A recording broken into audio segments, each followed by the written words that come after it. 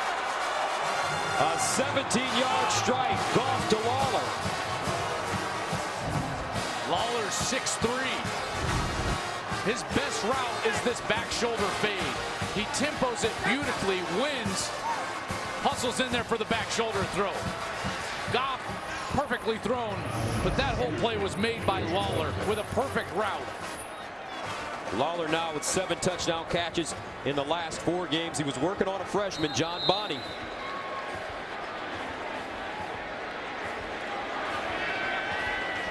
And the extra point by Matt Anderson is good. So Cal strikes back. Kenny Lawler going up high, making the grab. We've got a ball game for you in the Lone Star State. Coming up on the State Farm halftime, see how Ohio State's defense saved the day. It was a Heisman-worthy performance in Baton Rouge, and number 6 USC opens up Pac-12 play. Gus Joel, we'll see you at the break. All right, Rob, thank you very much. Kenny Lawler, according to offensive coordinator Tony Franklin, he's the most impressive ball skills guy you'll ever see, and Jared Goff's most trusted guy.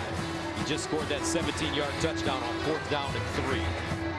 And for a quarterback, there's only 2 things you want out of a wide receiver: be open, catch the ball. Lawler does both.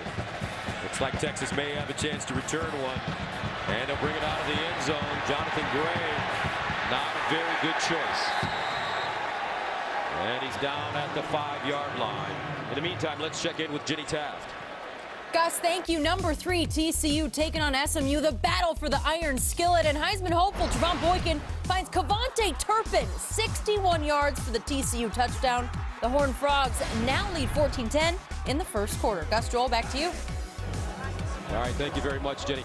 I tell you what, Sonny Cumbie has done a remarkable job coaching quarterbacks at TCU. He absolutely has. And co-coordinator Doug Meacham, both of those guys that came in, had the personnel to switch offenses, and it's been totally seamless. And I think the most important thing for TCU is they had electric wide receivers. Those guys can run up there in Fort Worth. First down and 10 at the 5 now for Gerard Hurd. And he'll run it himself.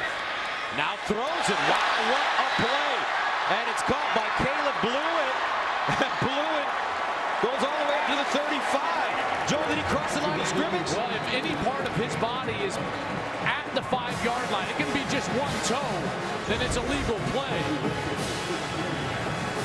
So he can cross as long as any part of his body is behind that 5. I think he crossed it and went back.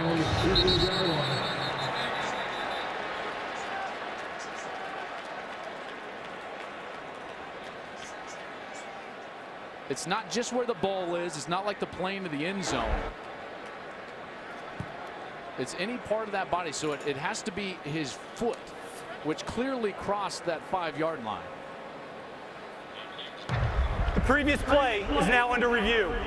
Mike Pereira in Los Angeles, our rules analyst. Now, this is an interesting one, Mike. Yeah, Gus, because we always think about it in terms of throwing an illegal forward pass. But here you don't have a pass thrown until after he goes back behind the line. But Joel is right. When you look at it here, the whole body and the ball must get beyond the line for him to be beyond in the first place. So now you look down the line and you get a shot, and I think you see feet are. I think ball is also, take a look here and focus on the entire body and the ball. So both feet beyond planted, everything beyond there. I think you take this now as an illegal forward pass. It's a it's a forward pass after the runner had been beyond the line, and you turn it into a penalty in replay. And we've already seen, Mike, that this replay booth is very aggressive and has overturned some calls. So clearly there with the video evidence that we have, it's pretty clear that Hurd crossed that 5-yard line. It's interesting, Joel, because if we went back to the first play on the line to gain, the first review, we looked at all the angles in here, and one looked like it was a first down, then from another angle it looked like it wasn't. And you always try to get that shot down the line, but sometimes you just have to piece all the information together and look at everything, and the shot that we gave him to me is enough to indicate that everything is beyond. Now, we'll see again what they do in replay, but The classic rule book verbiage is, in college, it has to be beyond a shadow of a doubt that everything was beyond the line. It's a long conference. Fully expect that call, just as you do, Mike. After reviewing the play, the quarterback went beyond the line, went back behind the line, then threw the pass. This is a foul for an illegal forward pass against Texas. This penalty is half the distance to the goal from the 4-yard line and loss of downs. Second down. All right, thank you very much, Mike. So you both were correct. That's the difficult part when you get a young player in this offense, which is triple option football. They've got the dive read, the traditional zone read between he and the running back, and then once he runs, they're reading it off of that linebacker that's coming up in a supporting role. And if that linebacker crashes, they're supposed to throw it. That's a lot of decision making for a young player. Second start here at Texas. And for some reason, when I watch the Texas offense now, I'm seeing a little bit of Oregon, and Hurd reminds me of even J.T. Barrett at Ohio State and how he runs the Buckeye offense. This switch with Jay Norvell now as the play caller for the University of Texas, this switch was so that this system was more familiar to the young kids that were being recruited from this state and running this offense as high school players around this state. So second down and 13 at the 2. And they'll run it. Here's Hurd. Watch out! Down the sideline. John Hurd. His teammates say he gives him some juice. There's some juice on this one. Well, it starts with the read, and he makes a beautiful read, and then he's gone. And when he gets a seam, man, he's electric. You talk about that juice, Gus. Tackled himself out of bounds, man. He could have gone for a little more yardage there. A 34-yard gain on second and 13, first and 10 to the 36. Here's the handoff to Gray. And Gray turns the corner with running room. And he'll get to midfield and out of bounds. And this is what happens when the quarterback threatens the defense. Everything else becomes easier. 34 yards on the first gain from her, 15 there for Gray. Texas having no problems moving the ball against Cal. First down and 10 at the California 49. Hurd drops back, looking for it all. It's Burt, the freshman. Caught at the 5. John Burt. 43-yard gain. This is what happens when you got one of the fastest players in all of college football. It's almost impossible to outthrow him. And he has to come back for the ball, and he gets it inside the 10. Great adjustment by the freshman, John Burt. First down and goal at the 6 for Texas. Here's a handoff. Gray plowing straight ahead. And Gray leans forward and gets inside the 5-yard line. Boy, when they get inside the 10, though, they don't let Hurd get on the edge. We saw this already. They had to settle for a field goal. I think they need to get number 13 outside of the pocket on the left, threatening the defense with a run-pass option. Jay Norvell, second week, running the offense. Second down and goal at the 4. And you can see the growth already. And Gray, they don't need to let him run, because Jonathan Gray slams it in the end zone, and Texas has 6 more.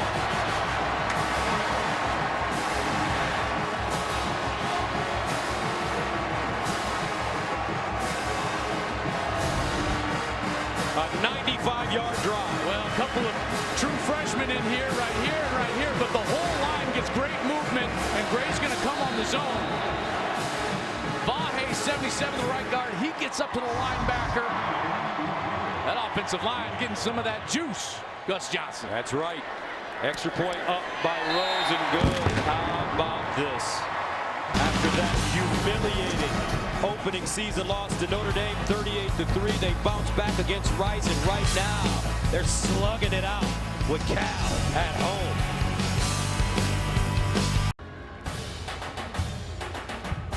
Fox College Football presented by Geico is sponsored by Volkswagen App Connect. Take your favorite apps for a ride. And by DirecTV. If you call yourself a sports fan, you gotta get DirecTV. The redshirt freshman They say he's a prime-time player. Look at his numbers. 8 of 11 for 202 yards passing. He's carried the ball 4 times for 45 yards rushing, averaging 11.3 yards with a 34-yard long. And he led him on a 6-play, 95-yard drive. It all started with that first play. After the penalty, they're backed up, and Hurt takes off for that 34-yard run. Set him up for a nice drive, capped off by that great touchdown. And look at the energy in the crowd now with the Longhorns competing nicely. And for more on Hurd, let's go downstairs to Molly McGrath. Gus, Jerrod Hurd was relaxed and loose during warmups. He looked really confident before the game. He told me before a play even happens, he rehearses what he's going to do in his head and visualizes a big play happening, admitting that sometimes he just blacks out, kind of like an out-of-body experience. He told me, I'm visualizing some big plays for tonight's game, and he is making it happen, guys, with all smiles. Thank you very much, Molly. And I asked him yesterday, I said, young man, you plan on keeping this job? And I thought he had an interesting answer. What did he say, Joe? He said, well, of course. Here's Goff, hit as he throws, and it's complete to Anderson once again. And Steven Anderson just having a wonderful first half for Cal. This is an important drive for Cal because of that energy you were talking about in the stadium. Goff and Cal have to have a sustained drive here to get the momentum back on their side and try to put some points on the board. Nahshon Hughes with pressure. 2nd down and 2 after the 8-yard pickup. And here's Nwaneri, and with some running room. Wow, look at him shed tacklers. Vic Nwaneri. A gain of 36 yards. Malik Jefferson and Kevin Vaccaro had to make the tackle. And he's not just that big bruiser inside the tackle. Boy, he's got some shake to him outside, including a stiff arm down the field. For Cal's first play at 25 yards or more. First down and 10 at the 30 for California. Trey Watson in the game. And they give it to Watson. He'll spin and get inside the 25. 6:53 to go in the first half, 17-14. You know, what's happening here is Texas is running their in-man on the line of scrimmage up the field, and that's creating this big hole for those Cal running backs, gaining some huge yardage on first down. 2nd down and 4. High snap handled Watson. And this time they get to him quickly. Hassan Ridgeway, the junior from Mansfield, Texas, makes the tackle. Here's one of those 3rd down opportunities. Try to sustain the drive for Cal. Texas, a chance to force another 4th down decision for Sonny Dykes. 3rd down and 2. Texas looks like they're showing blitz. Malik Jefferson creeping up.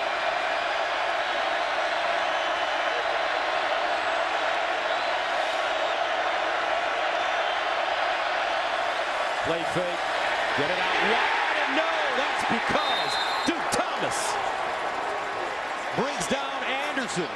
They won't pick up the first down, and let's see if Cal goes for it on 4th down. Watch this reaction from the linebacker. He takes off right away. He didn't even have to have his eyes in the backfield watching Goff. Eyes planted on the wide receiver, takes off to make the stop. So 4th down and 1 now. California electing to go for it on 4th down once again. Trevor Davis off the field and a flat. Illegal substitution, offense, 12 players in the huddle. This is a 5-yard penalty, 4th down. So let's see if that changes Sonny Dykes' mind. At the end of, right before the ball was getting ready to be snapped, you saw Trevor Davis sprinting off the field. Number 9. Sonny wants an explanation there from the officials. They brought in a different personnel group, tried to get their big personnel on the field and run the wide receivers off, and got caught with too many guys inside the numbers. Now they'll settle for the field goal attempt. Matt Anderson. Anderson into attempt 1 from 44 yards away. This is his first year as Cal's place kicker. Got it up. And he hooked it. Charlie Strong pumping his fist. All kinds of enthusiasm and energy on that Texas sideline. Boy, that penalty was just such a killer for Cal. That's the danger when you're not a huddle team and you try to switch personnel groups. And read Sonny Dykes' mouth. Read his mouth. We're not kicking it again. Well, he joked earlier, and there's nothing against Matt Anderson, but he joked earlier in the week. Someone said, hey, would you trade Jared Goff? He said, I wouldn't trade him for anybody in the country. Pause. Plus a kicker. Not even if they threw in a kicker.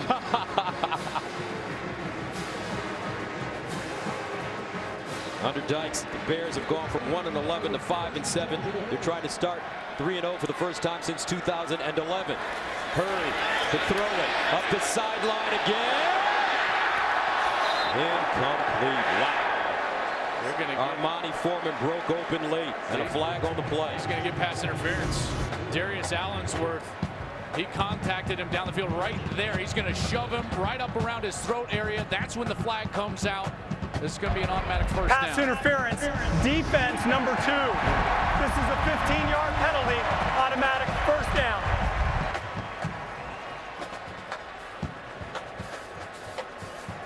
And it's surprising how accurate of a ball Gerard Hurd is throwing in this game. You were at practice yesterday, or the other day, and you said he almost hit you twice on the sideline. They throw into a net, and that net is a big net with one target where the ball is supposed to go. And he missed the entire net, and it kind of skipped up towards us. I thought, hey, was that the third stringer? Nope, that was Gerard Hurd.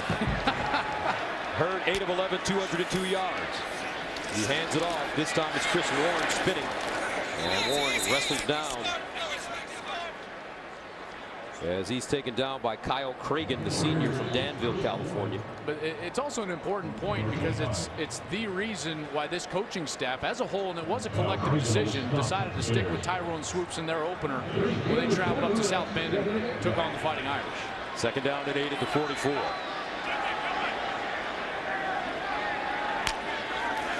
Here's Hurd to throw it. And he puts that one right on the money. And it's caught by Andrew Beck, the sophomore from Tampa. Gain 5 yards. Those are the little plays that are so important because it creates an easier third down opportunity. 3rd and 3 at the 49. And some movement on that offensive line. Let's see if Cal jumped offside.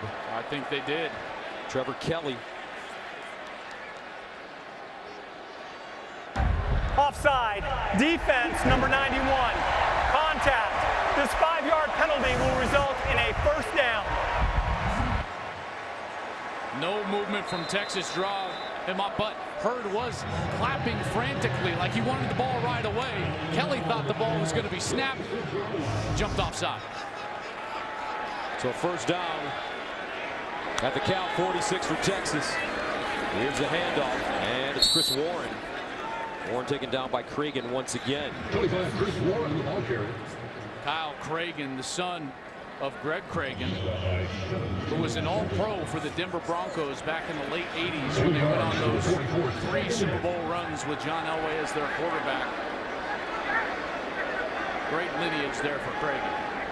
2nd and 8. 3:12 to go in the first half. Texas with 3 timeouts left, all 3. And now they'll call a timeout. 3:08 to go. Back to Austin after this. 17-14. Texas leading Cal with 3:08 to go in the second quarter. Quality performance from their redshirt freshman quarterback, Gerard Hurd. And important to note, best the offensive line has looked all season long. They've been excellent up front. Second down and 8 at the 44. Hurd has had plenty of time to throw the football. Watch John Burt. He's the receiver at the bottom of your screen.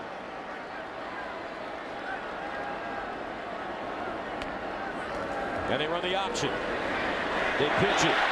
Warren turns a corner. First down and more as he's chopped down at the 30-yard line by Demarie Drew. Option is always going to be the quarterback's key. If he presses that defensive end and runs right at him, then he can make the pitch and create all the space outside. But if he floats on That's that number outside, 76. This is a 10-yard penalty. Replay, second down. It's a holding against Texas. And that's Kent Perkins, the right tackle. Very few mistakes by this Texas team in the first half. 2nd and 18.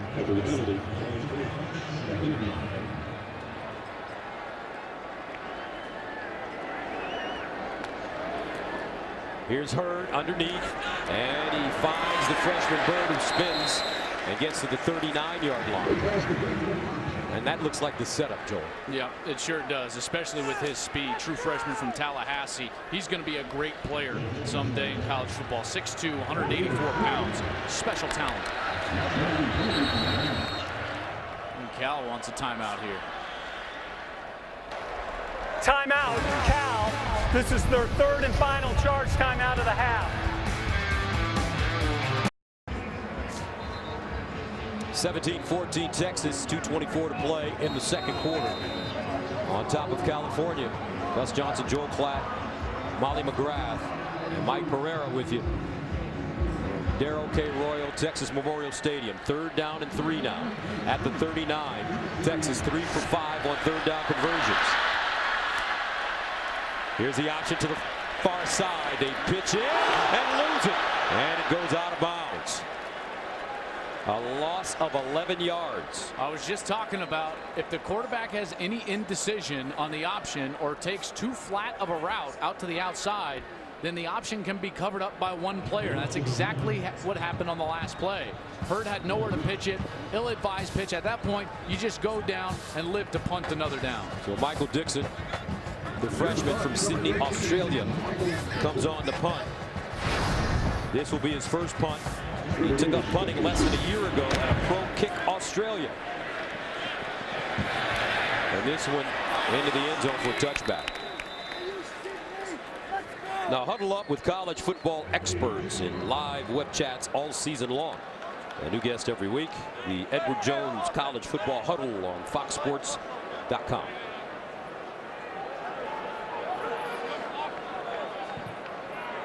Well, Cal's had to burn some timeouts. So this veteran group going to have a minute 53. As long as there was still a minute or more, even with no timeouts, quarterbacks never concerned about the clock in college football because it stops on every first down. They'll start from the 20.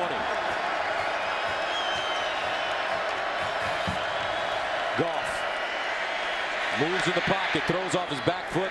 Incomplete. Great pressure that time by the Longhorns. Looked like Desmond Jackson was bearing down on Jared Goff. This defensive line has played the best game that they've played all season long through the first 3. Desmond Jackson, we've seen him bring the pressure on Goff time and time again.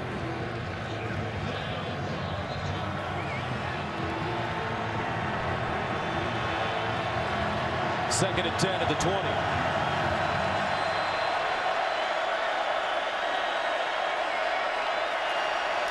And they'll stay on the ground and wary. And he gets out of bounds to stop the clock. Picks up about 7 on the play. Really smart play there with no timeouts too, to get himself all the way to the sidelines and get out of bounds to stop the clock. This becomes a big conversion here, as they don't want to give that electric young quarterback Gerard Hurd the ball back. Or move the chains here and keep this offense on the field if you're Sonny Dykes. 3rd down and 3.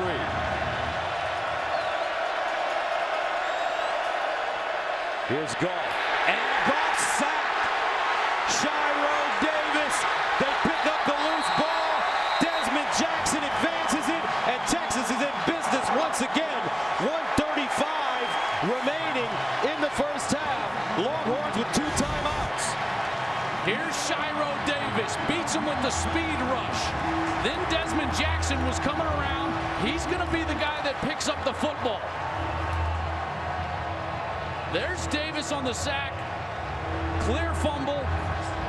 And Desmond Jackson sets up the Longhorns inside the 10-yard line. This defense hasn't made many plays this year. That's the biggest one they've made, setting up a scoring opportunity for their offense. And the big fella almost got in there, Joel.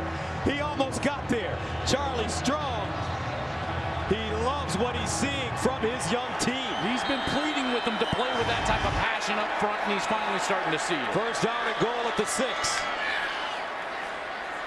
And they hand it off. Touchdown, Jonathan Gray. Hook 'em horns. His second of the first half.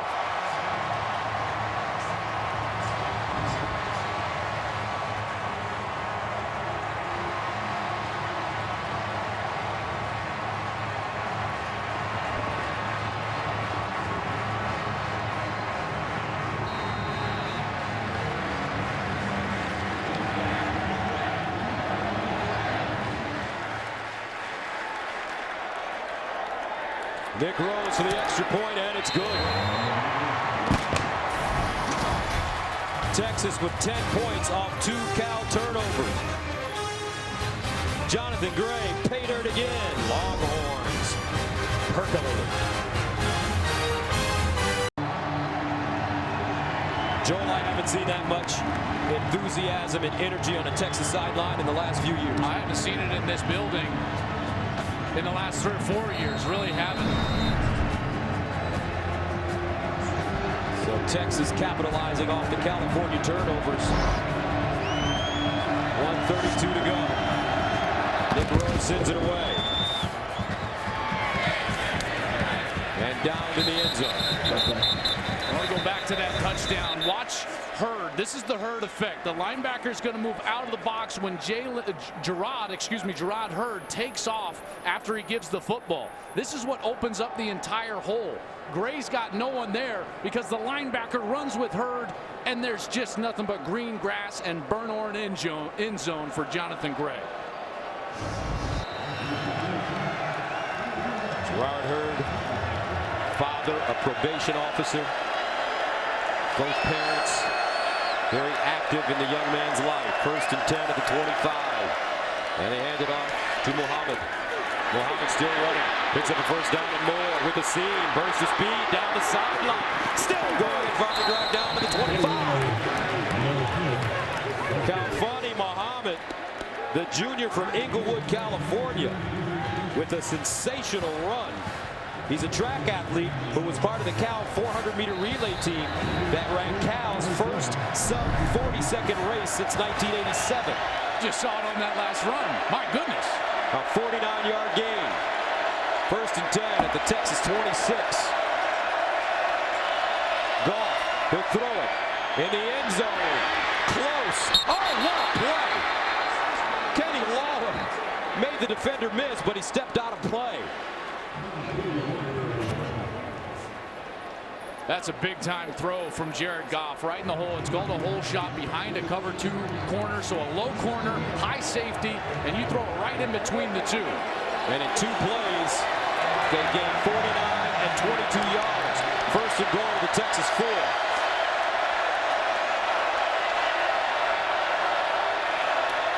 Watson turns a corner, but can't get there. Knocked out of bounds inside the 5. And that's John Bonney and Eddie Freeman combining on the tackle. And Bonnie's got such a difficult job because he's out there against Kenny Lawler. Remember the big receiver, number 4. And he was able to come off of him, recognize the run play, and tackle right at the 1-yard line. The University of Texas has called timeout, their second timeout. So we'll stay right That'll here. be a 30-second charge timeout. And an injured Longhorn at the 2.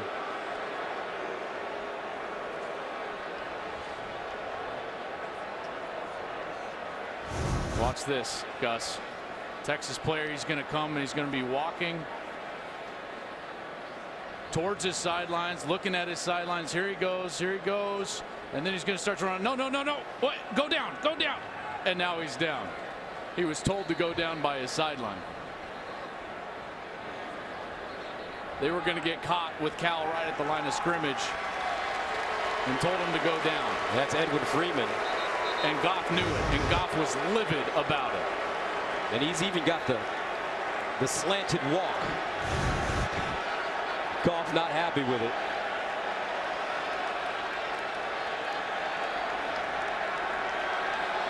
Some choice words from the junior quarterback.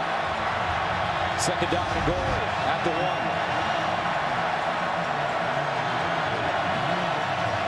Now Texas gets lined up. Here's a handoff. And Wary, touchdown. Easy, breezy. Cal. It takes him only 4 plays to go 75 yards in 40 seconds. But that was an answer. After the sack fumble, set up that Texas score. Jared Goff took him right down the field, set up by that sensational run by Khalfani Muhammad. It took him all the way down inside the 30-yard line. Matt Anderson comes on to attempt the extra point. And it's good. 4 plays, 75 yards. Golden Bears score in 40 seconds.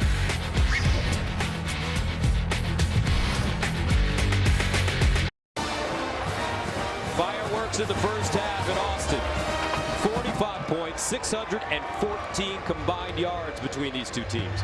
And you get the feeling that that young man is just starting to get warm. He started slow a week ago against San Diego State, and then once he got going, boy, he was sensational. And it just takes a quarterback just a little bit of time to understand what this defense is trying to do schematically, and it seems like Goff has got his rhythm now. Texas, with 52 seconds remaining in the first half, will get it at the 25.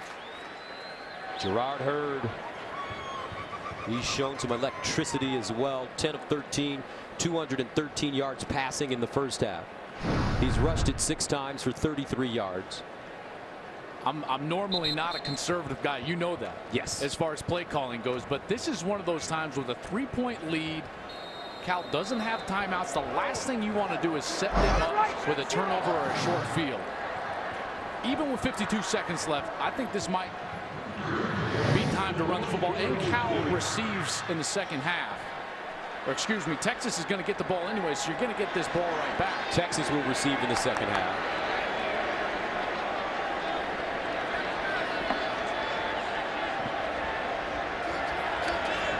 First down at 10 to the 25. The handoff might be the prudent play here. Got to snap it, though. Got to snap it. And he gets it away. Here's the quarterback draw. And Hurd runs right out of bounds to stop the clock at 45 seconds.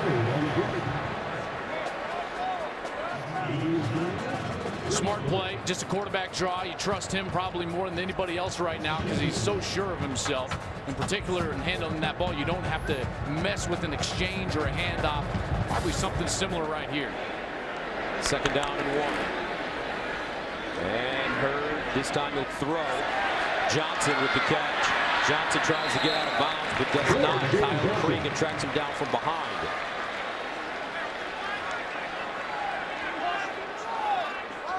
But a gain of 9 and a first down. Now they'll restart the clock. Hurd. Sideline. Oh, picked off. Great interception. Jalen Jefferson goes out of bounds with 24 seconds left. And that will give Jared Goff and the Cal offense another chance. That's exactly what I was talking about. He's played so well in this first half. The whole team has played so well. He's trying to throw the crow route to Burt on the outside, number 1. And the linebacker just slips right underneath it. Hurd didn't even see him the whole time. He was staring him down, and Jalen Jefferson was right there for an easy interception. And now you've got one of the better players in all of college football, Jared Goff, even with no timeouts, but the ball in scoring territory at the 30-yard line. Big mistake from Texas right there. Cal came into today tied with San Diego State for the FBS lead with 6 interceptions through 2 weeks of play. Now they have 7. More importantly, Golden Bears at the 30. Goff, sideline. This one cradled and caught by Trevor Davis. Boy, and the official gave him the stop clock. I thought his butt hit inbounds, but he gave him the stop clock. That was huge. Remember, no timeouts here for Cal. 2nd and 2 at the Texas 22.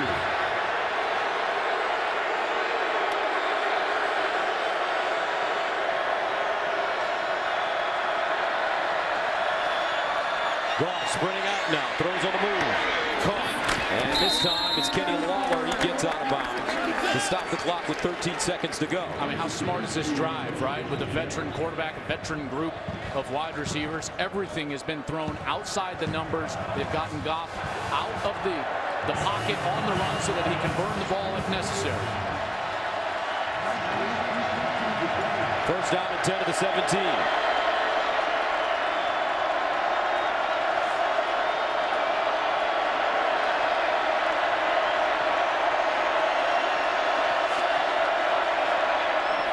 Steps back in the end zone, incomplete.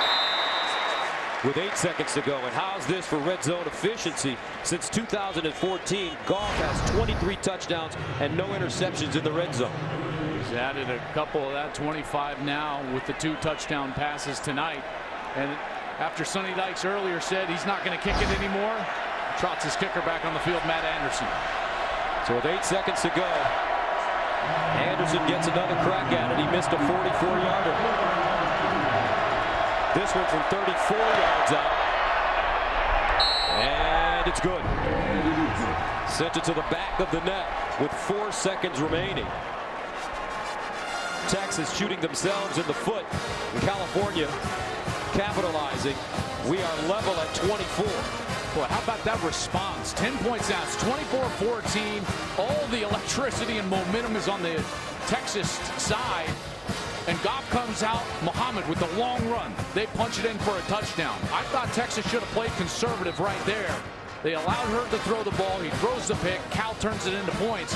And all of a sudden, you're going to take a young team, the Texas Longhorns, into the locker room deflated now at 24-24, rather than just handing the ball off and going in at 24-14, or excuse me, 24-21 at that point, and still a game that they feel very good about themselves. And you're absolutely right, Joel. The air has been taken out of the building. With 4 seconds to go.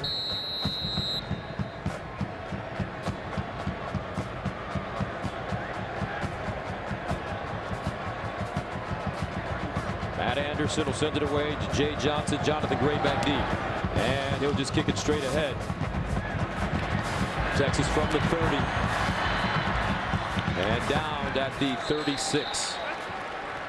48 points scored in the first half, 654 combined yards. We'll start the second half level at 24, Texas and Cal. Right now, let's send you to Rob Stone in.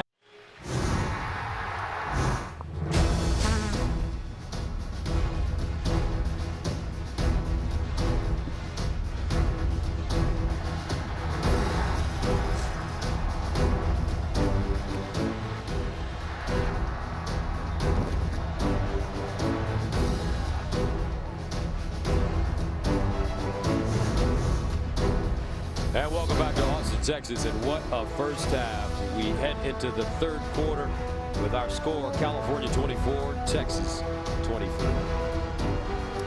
Gus Johnson along with Joel Klatt. We talked about at the top of our telecast this being a battle of the quarterbacks, that's right. And that's certainly what it turned out to be. It did, and we knew that one of them was going to be great, Jared Goff. What we didn't know is that we're going to get great play from both of these guys. We start with the experienced Jared Goff from Cal, who really was sensational. He made some throws that were just big league NFL throws. 20 of 27 for 202 yards and 2 touchdowns, including that back shoulder throw to Kenny Lawler. But there's the spark plug. Jerrod Hurd, 222 passing yards, 42 on the ground, but there was a youthful mistake. Late in that first half, he threw the interception that led to a field goal, and that's the reason that we're sitting here at a tie ball game. As we look at the Firestone first half stats, Texas 95 yards on the ground. That was a point of emphasis for them coming in. I think they've established that very well. Last week they were outgained by Rice by 200 yards, and they're hanging with the very powerful Cal offense, 337 to 317. And I'm not going to say that mistake by Gerard Hurd was his mistake alone. I'm going to give 50% of that to the coaches. Or more, because the first time that a young quarterback is put into a 2-minute situation, Gus, the tendency is to force it. You think you have to make that throw and you have to force the ball down the field when in reality you don't, in particular in the first half. So Texas will get the ball to start the second half. DJ Johnson and Jonathan Gray back deep as Matt Anderson prepares to send it away. And he'll kick it short. Ball picked up by Jonathan Gray. And Gray advances it up to the 35-yard line. They're trying to keep that ball out of DJ Johnson's hands. Well, and you know why? Last week, 85-yard punt return for a touchdown. He's got 2 kick returns for touchdowns in his career. Another 85-yarder in 2013 against Oklahoma, and that's what Sonny Dykes is so concerned about in the special teams game. So as we take a look at the beginning of the second half, what are the adjustments that both teams have to make? For Texas, what I saw late in that second quarter is the inside run game started to open up for them because everyone was paying attention to Gerard Hurd on the outside. First down and 10. And here's Hurd to throw on first down. That's a confidence builder right there. After throwing an interception, he finds John Burt, the freshman wide receiver, on the first play of the second half. Let's check in with Molly McGrath. Gus, Cal scored 10 points going into halftime, but Sonny Dykes told me he feels like his team didn't gain any momentum from that because of crucial mistakes that they made. He said we need to slow down, keep calm, and play smarter. When I asked him if he was surprised by Gerard Hurd's playmaking ability, he laughed and said, "Nope, I knew he could do that, guys." All right, thank you. Second down and 3. And Hurd wants to throw it and lost it. Fumbled the football. And I believe California has it. Yes, they do. Now the question becomes, was that hand moving forward, or was he clearly out of the process of trying to throw the ball? He definitely pumped it once. Trying to find that pop throw over the middle. That is a clear fumble. He had total intent to keep that ball as it came out of his hand, even though it was moving forward. But right there, it's a tuck, even though it's still moving. Clear fumble. And Cal's going to have a great break here to start the second half.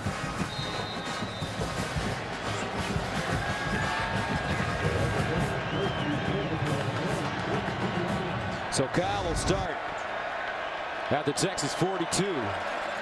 Goff. And he lays one out to the far side. Steven Anderson with the catch. And he'll pick up 9 yards on the play. Each team with 2 turnovers in this game so far. And both quarterbacks giving it up on sack fumbles in this game. So the offensive lines have got to shore things up in protection. Second down and short.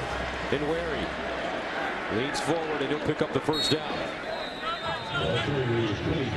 And he got going there in the second quarter. Vic Nwaneri, 230 pounds, not just a bruiser, got some speed. We saw him on a long run in the first half.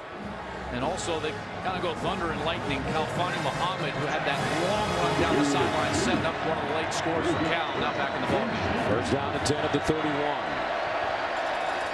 And it's Muhammad. Desmond Jackson drags him down from behind. Khalfani Muhammad picks up 6 yards on the play. This defensive line did a heck of a job in the first half for Texas, not only getting to Jared Goff, but also stopping the run. That's something that Cal wanted to emphasize, was come in and run the football between the tackles. And at least early in this third quarter, they've had a couple of successful runs and won the line of scrimmage. Second down and 3. Goff on the play fake. Quick release. Gets it up the field. Wow. What a beautiful athlete. As he goes up and makes the grab, just takes it away from Kevin Vaccaro. This is all about trust. Goff had to throw off his back foot, and he knows there's a safety there, but he says, I trust Lawler more, and he puts it where he can catch it. First down, Cal. And they'll run it This time it's Muhammad. And some good defense by Texas's Hassan Ridgeway. How impressive is Kenny Lawler up in the air as a big body wide receiver that can go high point the ball. Lawler, as you mentioned, great size, 6'3".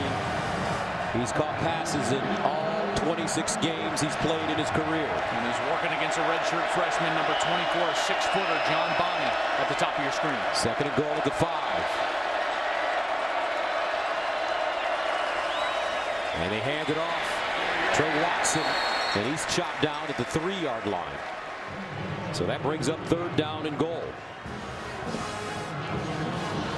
They're going to bring in the big back again, Vic Nwerri, 230 pounds. Sophomore, one of the Texas natives, one of the 6 on this Cal team in the backfield from Missouri City. 3rd down, goal of the 3.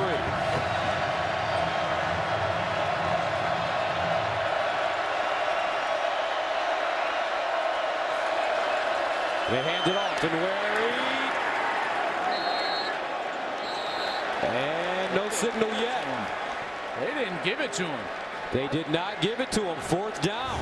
Boy, I thought he was in from our vantage point. Here's Nwerri, and you have to... The ball, did it cross? I don't think he was ever down, and it looked like that ball was touching the goal line. He still hasn't touched the ground. That looks like a touchdown to me. The ruling on the field is that the runner was short of the goal line. This play is now under review. Gus, the key for me is that he was never down. He was rolling on top of the defender. But also, Joe, I didn't see the ball cross the plane. That's a good point. Mike Pereira, you have a vantage point with all those monitors in front of you. What did you think? Well, I'll tell you what, I'm running it back and forth frame by frame, looking at the down the line shot, and I really don't see you can't really see the ball breaking the tip of the line. I think it might, but boy, it's awfully close to overturn it into a touchdown. Watch right here. No knee hits the ground, nothing hits the ground. But you're going to see the ball there. Now, does it break there? Can you get a close enough shot to see that if it doesn't, if you watch it a little further, you'll see the ball come back into view. Hassan Ridgeway on the bottom there. But did it break? Yeah. You know, very tight play. Very tight play. And Mike, I know that you would love the replay officials to leave this on the field with the ruling on the field. We'll see what they do here. The decision being made. And here it comes. After reviewing the play, the ruling on the field of the runner being down stands. 4th down. So a great play by Hassan Ridgeway. Also Malik Jefferson to keep Vic Nwerri out of the end zone. So that makes it 4th down and goal. Sonny Dykes, no doubt, going for it. Can they keep him out twice? Gotta sneak it with Goff here. He's 6'4". 2:15. They hand it off, and that's a touchdown. Vic Nwerri has enough space, and Cal capitalizes on the Texas turnover.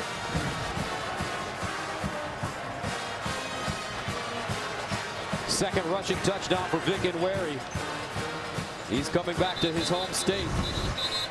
Check out Stephen Moore, number 64. He blocks down, and that angle on the down block is what creates all the space. You see that movement, and that's where Nwerri hops over for the touchdown.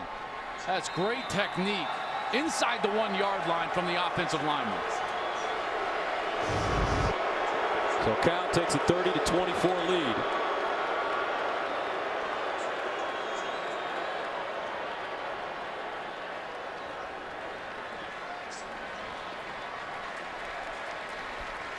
Hassan Ridgeway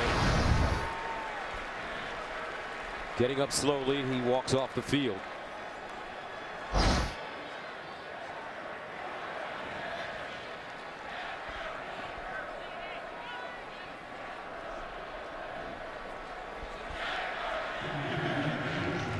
And Matt Anderson will try to add the extra point.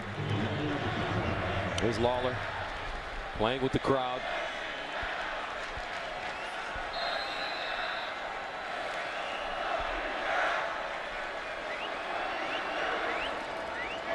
Extra point is good. 17 straight points by Cal in the last 5 minutes. Vic Inweri finding the end zone.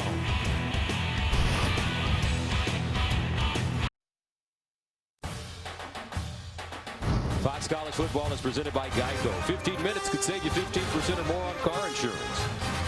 And sponsored by Lowe's. Hurry in this week for great fall savings.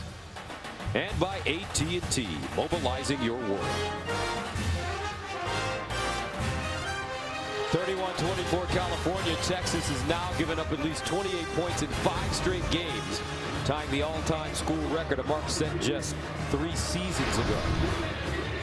Sonny Dykes coming back to familiar surroundings. His father coaching with Darrell Royal for 5 years and going on to be the head coach at Texas Tech, where his son grew up. Sonny.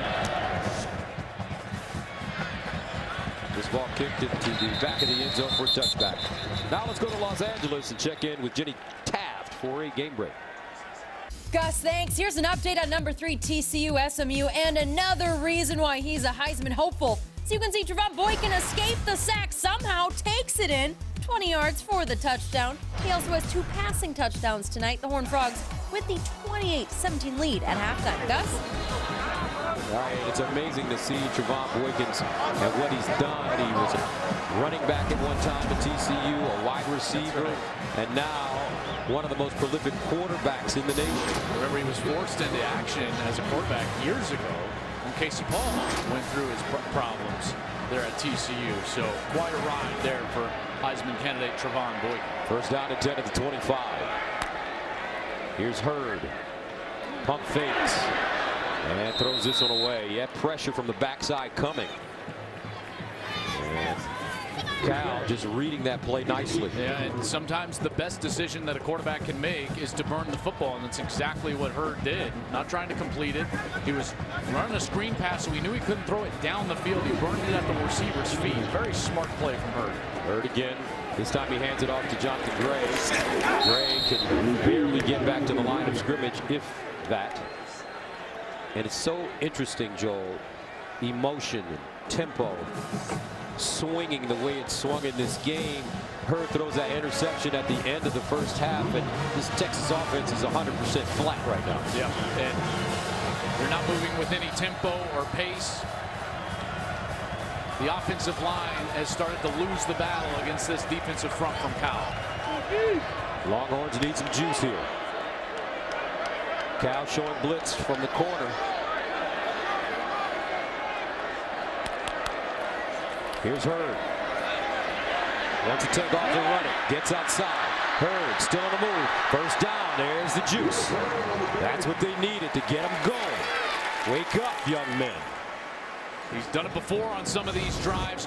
Watch as he's scrambling, as he nears the line of scrimmage. He's going to act like he's going to bring the ball up and throw it right there. See that? That made all the defenders stay on their wide receivers and gave them the lane for a first down. That's a really smart play from a young quarterback. That's exciting. First and 10 at the 36. Now Hurd again under pressure. Steps up in the pocket. Tries to bounce it outside. Turns the corner. And gets out of bounds at the 40. Once again, Hurd has carried the ball 10 times as he gains 5 there for 58 yards and a touchdown. I mean, Gus, you watch football every Saturday all fall. That play's not supposed to go for positive yardage. I mean, that athletic ability from Gerard Hurd is just remarkable and setting him up a medium second down opportunity. Dante Foreman in the backfield for Texas. Good motion. Hurd to throw it. Quarterback draw again with running room. First down. There's your running game right there, Joel Klatt. That's right, and I like the play call. What did they need? A little juice. You said they were flat, and they were. The stadium's been flat. So who do you give the ball to? Your electric quarterback. I like what Jay Norvell has done here in the last 3 plays, allowing his guy to get loose and provide a little momentum on the start of this drive. First down and 10 after the 6-yard pickup by Gerard Hurd. This time he hands it off. Not a lot of room for Dante Foreman. He'll gain a yard. Well, those dialed-up quarterback draws have worked very well for Texas during the course of this game. Spreading them out, having the running back motion out of the backfield. You spread out those linebackers and then let Hurd get going. Watch John Burt, receiver at the bottom of your screen, as they hand it off. And this time, Foreman cannot get outside. Terrific tackle by Darius White, the senior cornerback, but a flag on the play. It's going to be a legal block down the field. Number 66, Cedric Flowers, was way down the field. Went low on one of the defensive backs, near or even after the whistle. And he's one of the seniors up there. We talk about a youth movement for Texas. Cedric Flowers is one of the seniors, 6'2", 326 pounds. The result of the play is a third down. After the play, personal foul, offense, number 66. This is a 10-yard penalty, 15-yard penalty, third down. There's 66 here on the right side of your screen. And he's down the field, and then he throws low. That's a dangerous play. Dangerous play. And right in front of the official, the umpire tonight, an excellent call, easy one. Tim Schroeder, our umpire tonight, trying to protect the player, number 97 for Cal. That's Tony McCary, 3rd and 24.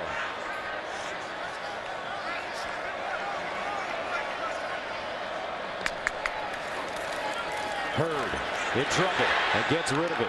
Incomplete. Closest man to the football, Dante Foreman. Great pressure being applied by Cal, and that will force the Longhorns to punt it away.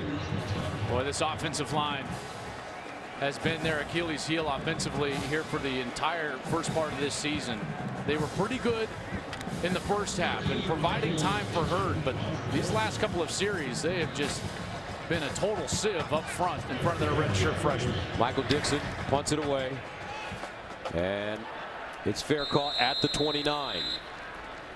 So Jared Goff with the lead and the ball. That may spell trouble for Texas.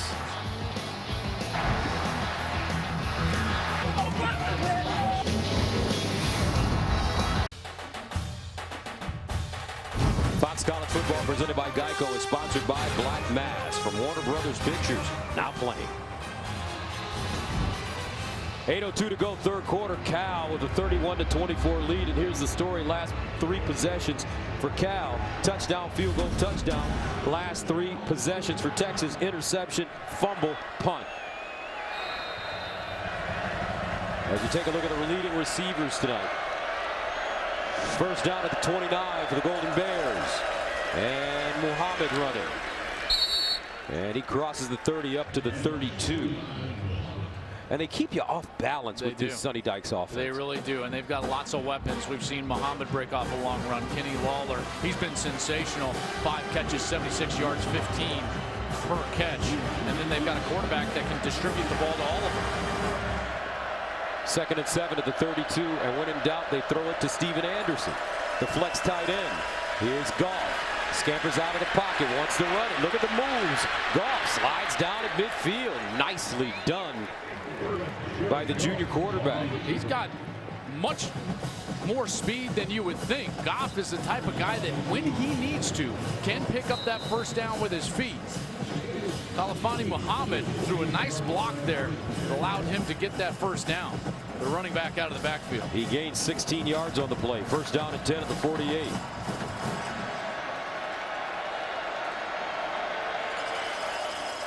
And Watson, he'll get to midfield. Let's go to Molly for an injury update. Yeah, Texas linebacker Malik Jefferson had training staff looking at his right ankle. They took off his shoe and heavily wrapped it. It had extra padding. He could hardly get his shoe back on, but he is back on the field. Let's just keep an eye on his right ankle, guys. All right, thank you. Malik Jefferson, the 2nd most tackles in FBS among freshmen, with 18 coming into this game. 2nd down and 8 yards at midfield.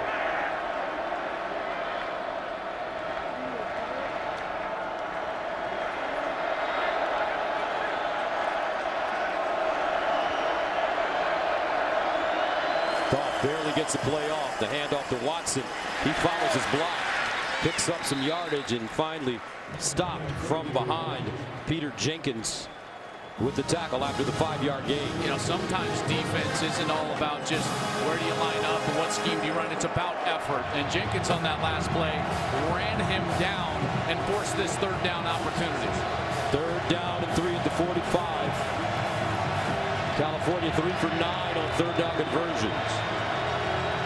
Kenny Lawler, top of your screen. He's been their go-to man. Play fake. Goff underneath. Incomplete. Flag on the play, though.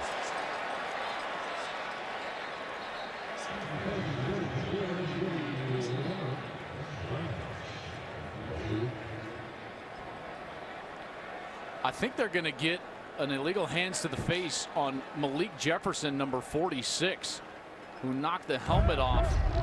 Personal foul, hands to the face, defense number 46.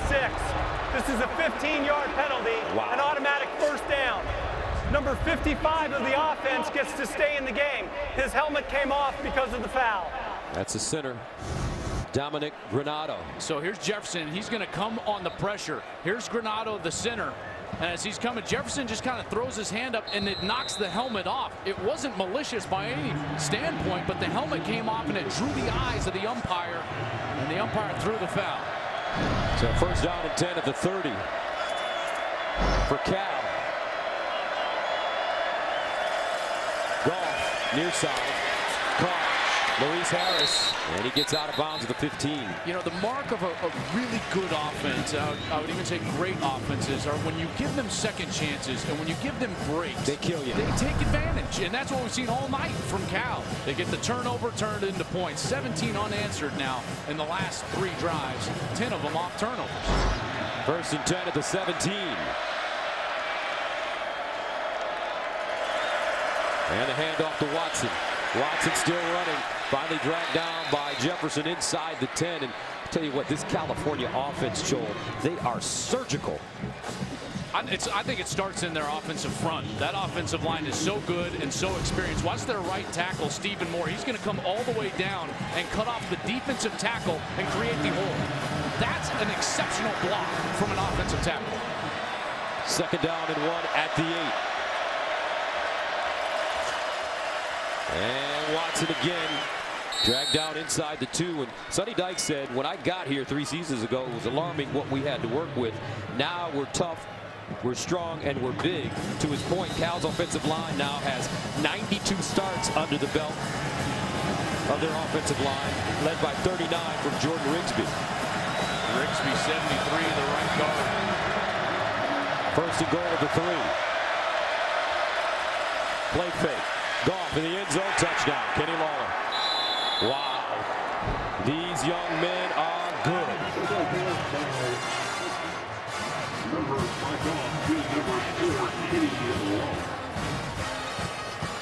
Red zone passing game is about timing and efficiency. Here's Lawler. He's going to go on the post, and Goff, even off of his back foot, knows that he can do what, Gus? Throw it high, because he's got the big body. He just tosses it up, and it's like an alley-oop at the back of the end zone. That's too easy from an experienced offense. So Kenny Lawler gives Cal a 37-24 lead. Lawler 6 catches, 79 yards, 2 touchdowns. Texas with a lot of work to do now. Extra point is good. The California Golden Bears coming into Austin, taking no prisoners.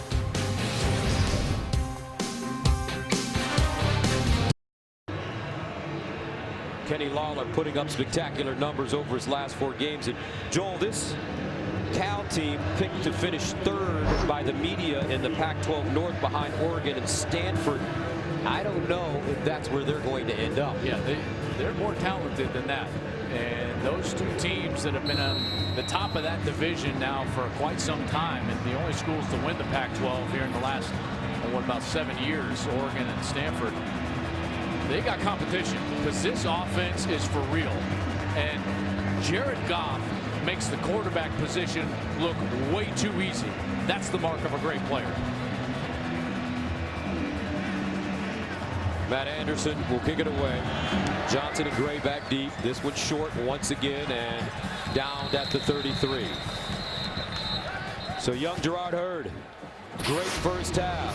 Different story in the second half. He's got to step up his game if Texas is going to get back in this one.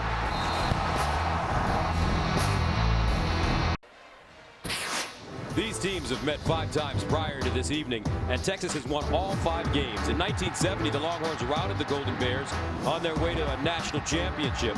And the last time they played in the 2011 Holiday Bowl, David Ash led Texas to victory. You know, striking seeing those scores that Cal scored 28 points in all their previous meetings against Texas. They've got 38 points tonight with Jared Goff at the helm. First down and 10, and they're running with Foreman. Foreman still on the move. Very good run after contact as he drags defenders to the 41, maybe the 42-yard line. Last week, Rice had a great second quarter. Texas came out and scored 3 third-quarter touchdowns. In the previous 12 games, going back to game 3 last year, the Longhorns had not scored a third-quarter touchdown. They desperately need one right now. Second and short. And here's Hurd slicing through the hole, and he picks up the first down. Hardy Nickerson with the tackle. You know, one of the play concepts that we haven't seen since the first half is that wheel route from the slot receivers that was so dangerous with both Jonathan Gray on the backfield and Deshae Johnson. And they haven't gone back to it yet. 12 carries, 71 yards. Here's Hurd again. And Hurd needs to slide. Took a hard hit that time by Vanderbilt. Well, a lot has happened with Texas over the last week or so. Their AD, Steve Patterson, resigned under extreme pressure this week after only 22 months on the job. Mike Perrin has been named the interim AD, a former defender under Darrell Royal. Here's a pass, far side, and incomplete, flag on the play. And Hurd slow to get up. Yeah, they're going to get Taylor Doyle, the center, number 74, on a hold on the backside of this play. Just drug down the defender, James Looney, number 9. 10-yard penalty, replay first down. We're getting back to Steve Patterson resigning, Joel, as you take a quick look at this play, the hold. Mike Perrin, as I mentioned, is the interim AD, and he said that upon taking the job, he was concerned about the fact that the first 2 home games have not been sellouts, and that he wanted to connect with Texas fans and alums in an effort to improve communications. Why did they fire Patterson? Well, I remember coming in here and doing a game with Mack Brown as the head coach, and he told me his job would be at stake when the stadium wasn't full. I think that's what it came down to. In the first home game of the year against Rice, an in-state rival, Gus, 15,000 empty seats. And that was, I think, the straw that broke the camel's back. But was Patterson responsible for the empty seats, or was it something more? Well, I think that the relationship here at Texas between the alumni and the boosters, the fan base, and the athletic department had grown strained in the last couple of years. And most people's fear within the program and the fan base is that it was becoming too corporate. And that corporate entity was Steve Patterson, and that's what allowed Greg Finvis to go ahead and make the change. They're down to 13 at the 45. And here's Hurd with running room. Takes off, but will not pick up the first down as he gets inside Cal territory. So with that in mind, Steve Patterson fired, and he's the man that hired Charlie Strong. That's right. Where does Charlie Strong stand? Yeah, I still think Charlie's on very firm ground. The fan base and the alumni really like Charlie and what he stands for, more importantly, and what he's doing here with a young team.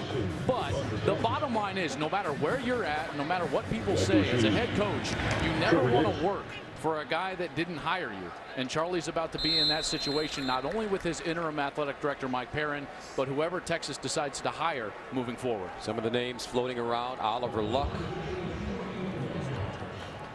Also, Mack Brown, the man that he replaced. You know, and the thing that is so interesting to me about that name is that most people immediately dismiss it and say Charlie would never want to work for the guy that he replaced. But the reality is Charlie and Mack are very close. In fact, Charlie snuck Mack Brown back on the campus after Steve Patterson had let him go last year, so that Mack could speak to his staff about what it meant to be a coach at the University of Texas. They're very close. My estimation is that if Charlie was asked, he might even say Mack Brown would be my first candidate. Interesting. 1st and 10 at the 8-yard line for Cal. And they run it. Here's Muhammad. Muhammad crosses the 20, gets to the 25, down at the 26. And say what you want about Steve Patterson. Down the road, the record will reflect if Charlie Strong turns it around. That he did hire Charlie Strong. That's right. And I can almost guarantee you that Texas basketball will be making some serious strides with Shaka Smart, another man he hired. Gain of 18 on the play. 1st and 10 at the 26. And they hand it off Muhammad. And watch him go. He's a sprinter. Oh. Khalfani Muhammad to the house. Touchdown. California. 74 yards.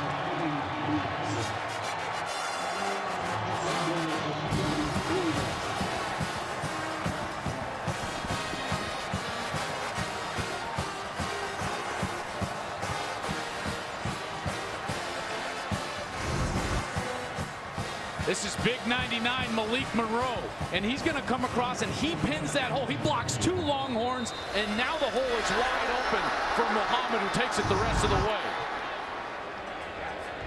Extra point up and good, and just like that, California has broken this game wide open. 45 points on the scoreboard.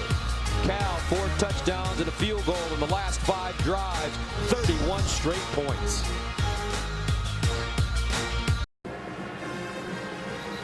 Khalfani Muhammad with a 74-yard jaunt into the end zone.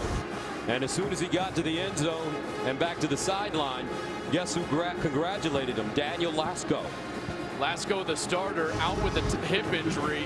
He's their leading rusher, one of their leaders, a senior from the Woodlands, Texas.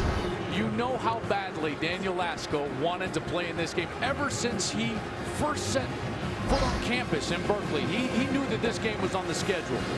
Strains his hip, leg injury, can't play. He's got to be devastated, and yet the unselfishness to be happy for Khalfani Muhammad. Bears send it away into the end zone. And Texas will start from the 25, 1:16 to go in the third. So the wheels have fallen off for Texas. In the meantime, let's go to Los Angeles for a game break.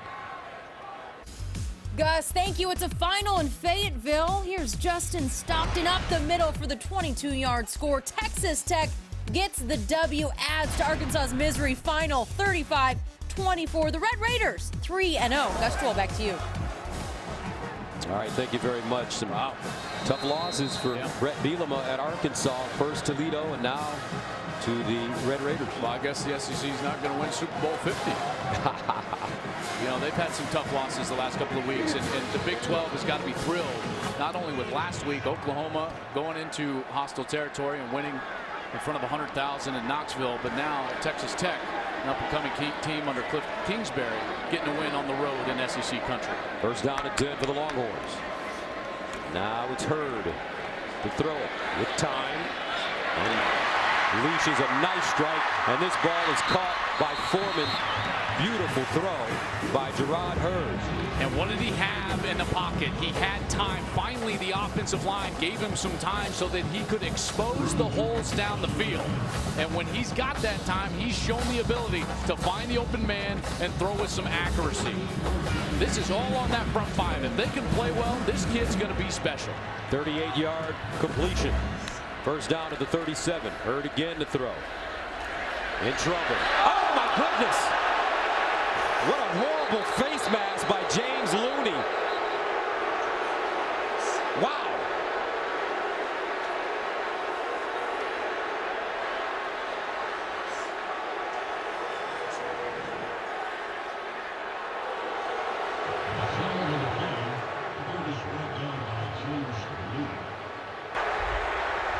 Personal foul, face mask, defense number 9. This is a 15-yard penalty from the previous spot. Automatic first down. And Sonny Dykes will talk briefly to Looney, and I'm sure that was not intentional. It just looked Very dangerous. Well, it looked like one of the worst face masks I've ever seen on a ball carrier, and he just drug him all the way down to the ground. Thankfully, Gerard Hurd is okay and back up in the hub. That is... Wow, that's the worst face mask I have ever seen. Looney knew it. Not his intentions to do so, but... Not malicious, clearly, with his reaction afterwards, but let's just be glad that Hurd is okay. That looked awful. As Keith Jackson once said, these young men in college football are made of rubber and steel. First down and 10 to the 22. Here's a handoff. Gray lowers his shoulder and he'll get to the 15. We'll see if something like that can provide a little spark, a little energy, not only to Hurd, but the rest of his offense. Sometimes your quarterback getting beat up or something happening bad to the star of your team. You know who that gets going? Those 5 offensive linemen. And they start playing with some aggression up front. We'll see if that happens for the Longhorns here. Second down and 4 at the 16-yard line.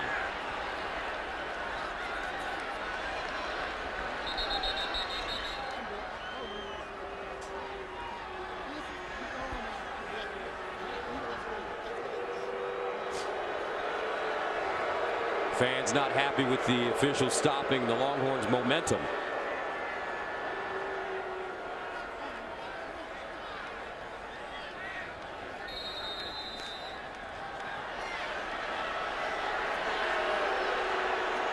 Boy, there was no reason for that stoppage. They could have gotten the snap off. And that takes us to the end of the third quarter. 45-24, Texas threatening.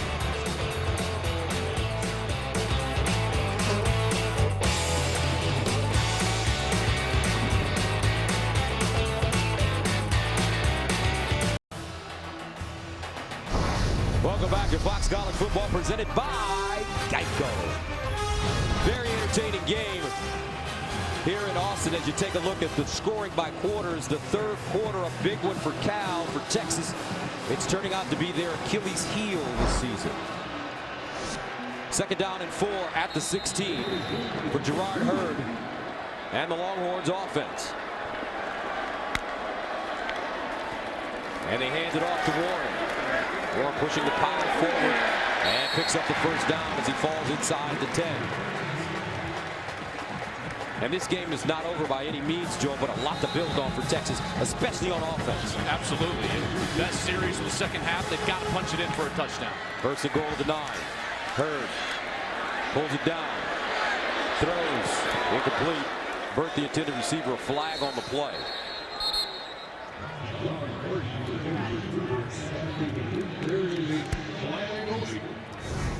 Watch the wide receiver, John Burton. He's going to get a scramble to him. Hurd's going to come, but he doesn't Holding. move.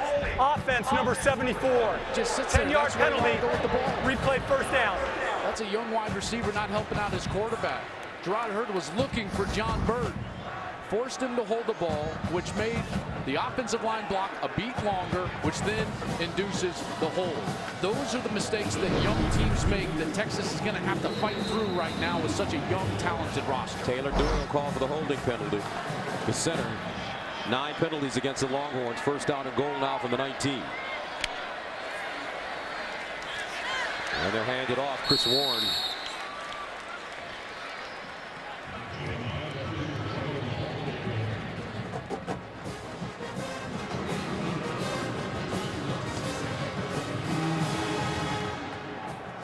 Second and goal from the 15.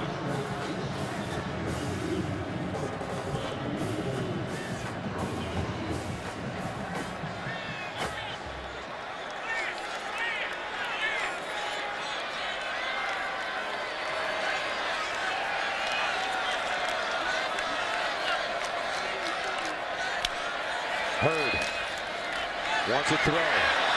In trouble. Rolls out of the pocket. And steps out of bounds.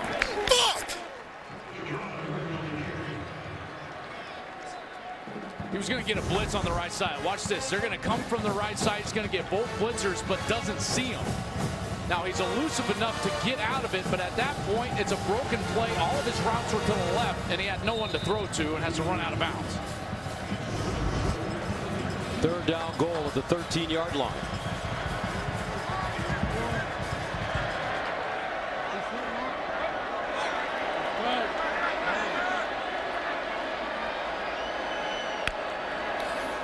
Here's Hurd. Steps up. Wants to run it.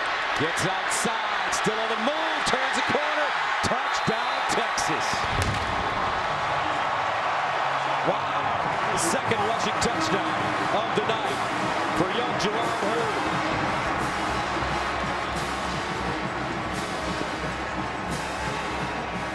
And he scores on 3rd down and goal from the 13. What a run. Man. There was nothing there. I mean, nothing there. Great defense from Cal. That's just a sensational individual effort.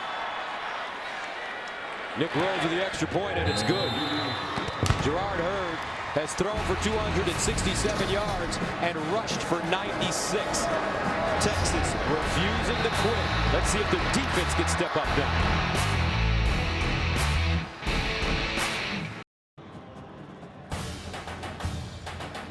Fox College Football is presented by Geico. 15 minutes could save you 15% or more on car insurance.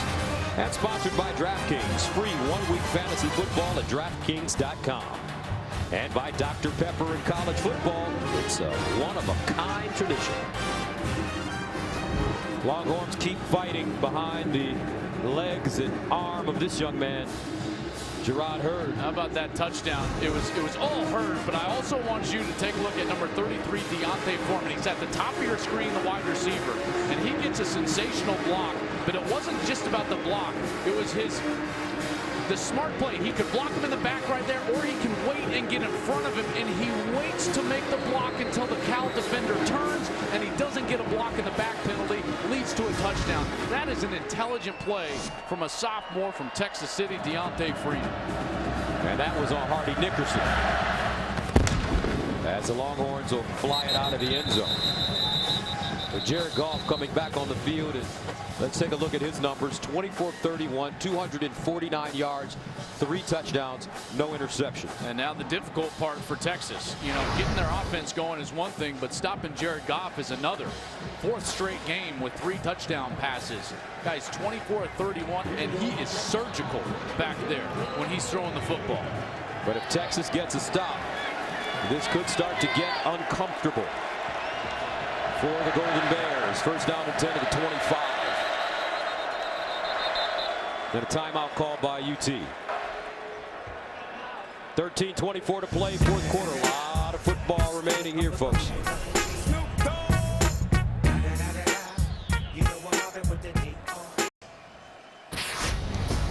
Well, as we get this season started, that Heisman race starting to get heated up. Nick Chubb from Georgia, what a great player.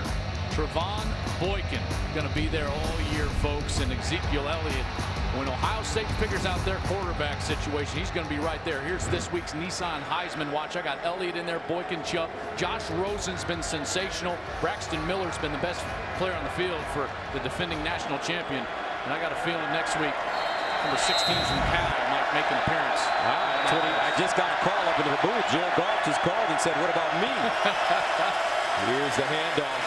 Running straight ahead as Muhammad picks up yardage. And I remember seeing Jared Goff for the first time a couple of years ago his freshman year, maybe the 2nd or 3rd game in against Ohio State. He walked into the meeting room and he said, we're going to bring in the starting quarterback, Jared Goff. And he walked in and I was like, who's this kid? Is this a ball boy?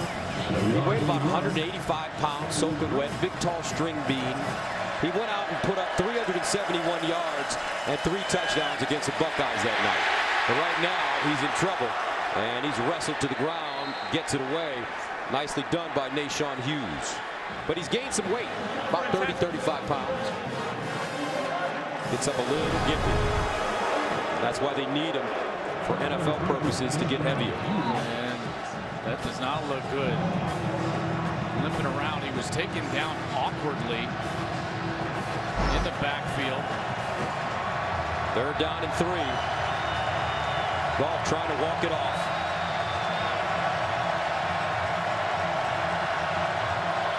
See if Texas can dial up some pressure on him.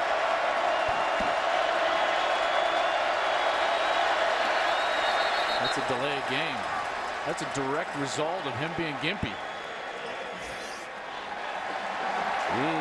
You take that concentration away from the quarterback. Let's go back to that last play. Here's Nashon Hughes, number 40, and he's the one that ties him up with the ball, trying to get him down to the ground. And as Goff throws it, he lands right on the back of his legs. He gets up gimpy. His concentration is not there, and then he takes a delay of game.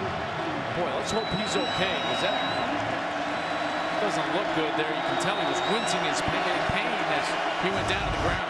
So 3rd down and 8 now. Crowd back into it here in Texas.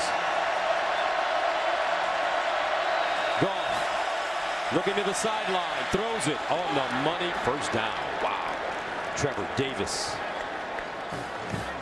I want you to see a precision route being run. Now, he might get away with a little bump at the top end of this route, but Trevor Davis created the space for that completion.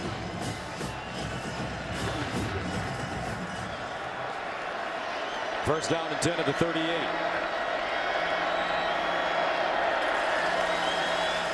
And they run it.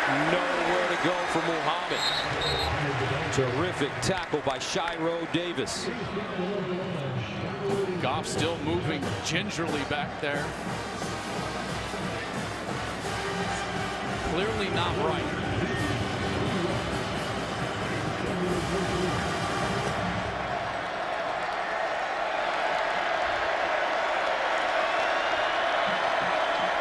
Second and 13.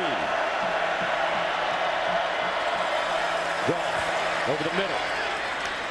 Caught by Hudson. And he's stopped by John Bonney.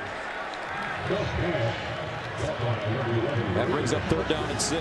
Starting to move a little better now, and I like the play calls, because what they did is they weren't having him getting into any footwork situations and just catch and throw. Try to get his legs under him here a little bit as he's been looking around. I'll roll up in bump coverage if I was Texas, knowing that Goff can't move around the pocket all that well.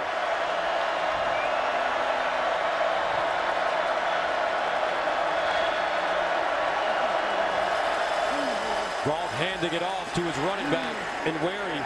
He'll dive forward short of the 1st down.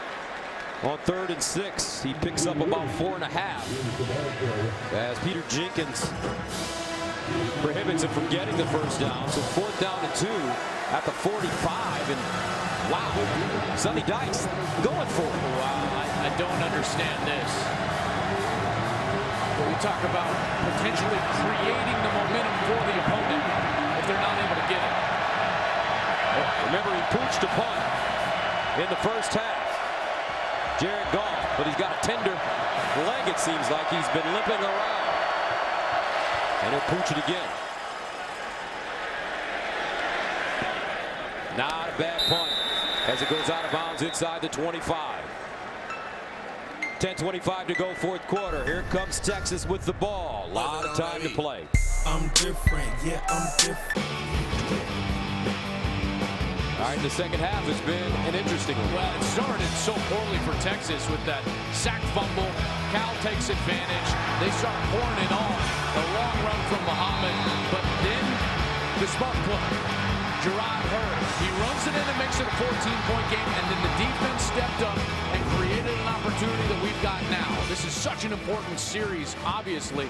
But one of the things that Charlie Strong's got to be thinking about, if they get close to the 50-yard line, now it starts to be 4-down territory the rest of the way for Texas. As you take a look at the numbers for Hurd this evening, on 1st down, he wants to throw it. And DJ Johnson with the catch as he gets down at midfield. So just like that in one play, 26 yards. Now we have over 1,000 combined yards in this highly entertaining football game. Boy, when he's got time, he's been throwing the ball beautifully down the field. 1st and 10 at midfield.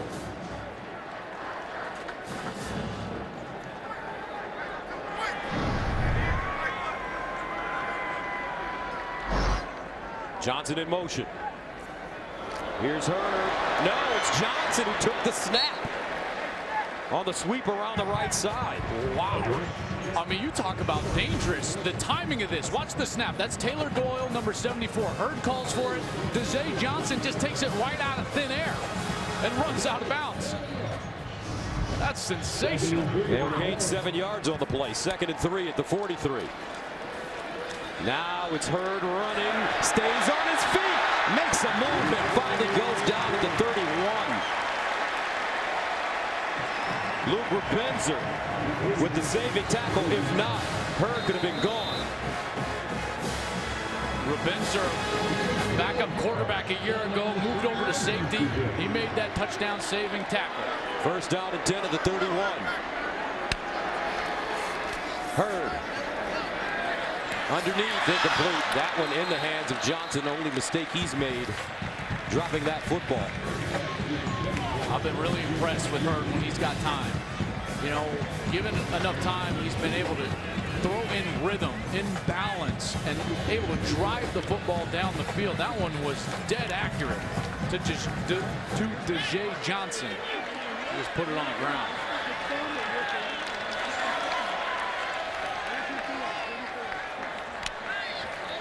Here's Hurd to throw.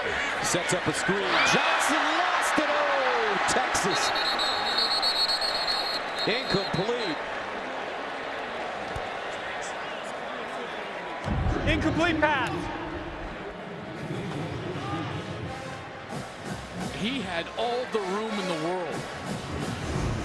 Check out this blocking. The offensive linemen are going to come down. He is the 3rd receiver, and then look at this lane. He's got no one in front of him. He was thinking he's going to score a touchdown before he caught the ball. Boy, he's lucky that wasn't picked off.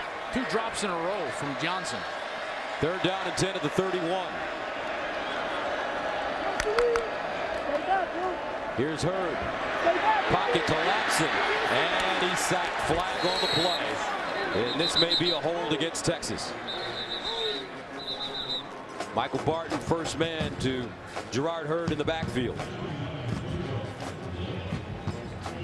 They are going to get Jonathan Gray on a hold, number 32. Holding, offense number 32. That penalty is declined. The result of the play, 4th down. 2nd sack of the night for Cal. So now Texas faced with a 4th down. They need 17 yards at the 38. Already talked about this 4-down territory. They need touchdowns now inside of 9 minutes, down 14 with that explosive offense on the opposite sideline. Hurd dropping back. In trouble and sacked. Great job by this Cal defense. Tony McCary makes the play, and Texas turns it over on downs. Wasn't great protection, but I thought it was better coverage down the field. Nowhere to throw the ball. Number 21, Stephen McClure, stepping up perfectly in the back end.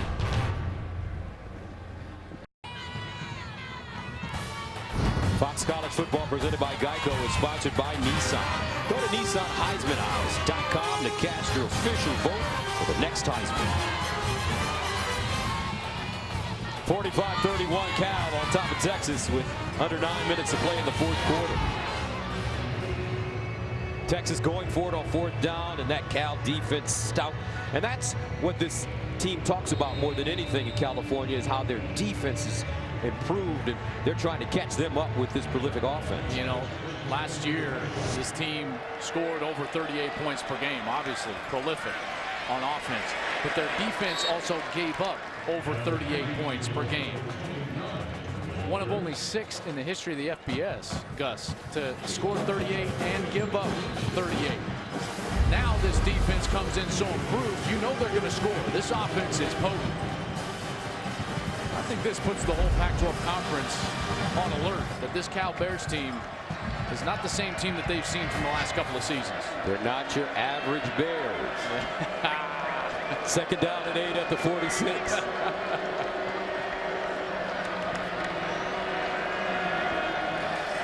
Here's Goff, sets up a screen. Texas all over it. Davis with the catch, but a terrific tackle by the freshman John Bonney. You know, one of the things with this offense Every situation in football calls for a different tempo, and this is one of those situations. You call it 4-minute offense. Even though there's 7.5 left in the game, you want to milk the clock for everything that it's worth. Take it all the way down inside. It's at 20 now. You want the play clock inside of 10. Cal's not built for that. Leaving way too much time on the clock. They're going to try to do it from the line of scrimmage here. So Jared Goff slowing down the pace.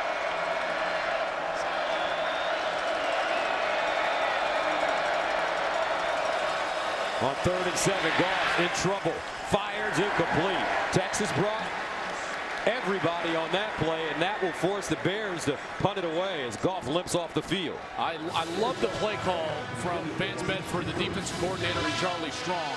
Because the one thing you want to do in a 3rd and long, and anytime you're in 7+, that's a 3rd and long. You get into that situation, you want the ball out of the quarterback's hand as quickly as possible.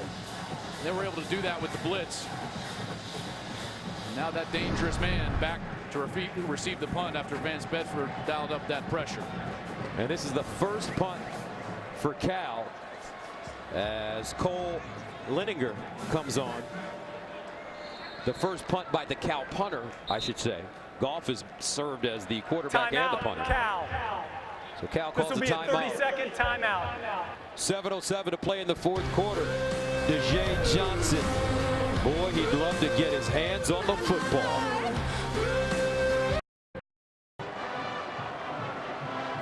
Welcome back, 7:07 to go. And how about this? 4th down and 7. Lininger, the punter, back on the sideline. And now Jared Goff. Will he pooch it again or will he go for it? He will pooch it. And a nice job by the quarterback as it takes a Cal bounce and is downed inside the 10. 45-yard punt. Let's go to Los Angeles for a game break. Gus, thanks. Number 2, Alabama hosting number 15, Ole Miss. Well, Cooper Bateman started the game. He was pulled for Jake Coker. Finds Richard Mullaney, who hurdles in for the 9-yard score. Bama pulls within a touchdown. Tuscaloosa. Yeah, they're rocking, but the Rebels lead 17-10 at half. Gus Joel, back to you. And thank you very much. I tell you, Hugh Freeze has done an awesome job at Ole Miss. He sure has. And Chad Kelly, their transfer quarterback, he's added another dimension to that offense. And it's so good to see Laquan Treadwell back on the field after that horrific injury he had last year against Auburn. But back on the field, and with Chad Kelly's arm strength, they're able to threaten the deep zones, and that's something that they didn't quite have a year ago at Ole Miss. 1st and 10 now at the 8-yard line. Hurd to throw it. Steps up, wants to run, has some room, and he gets across the 10 up to the 14-yard line. Michael Barton, as well as James Looney, combining on the tackle. Yeah, you got to sink everybody back in coverage now. You got a 14-point lead. You would love for Gerard Hurd to have to run on every single pass attempt. Get these 10 and 12 yards at a pop. Hurd now near side to Jay Johnson. And Johnson gets up to the 25. Hurd has rushed for over 100 yards in this game on 20 carries, 2 touchdowns rushing. He's almost thrown for 300 yards, getting very near that mark. He's going to need a big completion on this drive. They need to score quickly.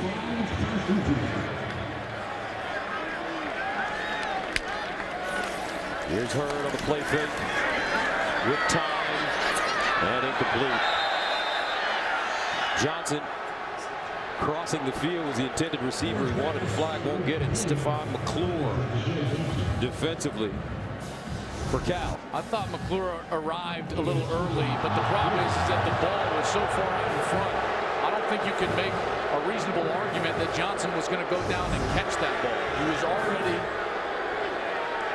running as fast as he could, and it was still way out in front of me. Even if he dove, I don't think he would have caught that ball. 2nd and 10. Hurd bounces out of the pocket, turns it up.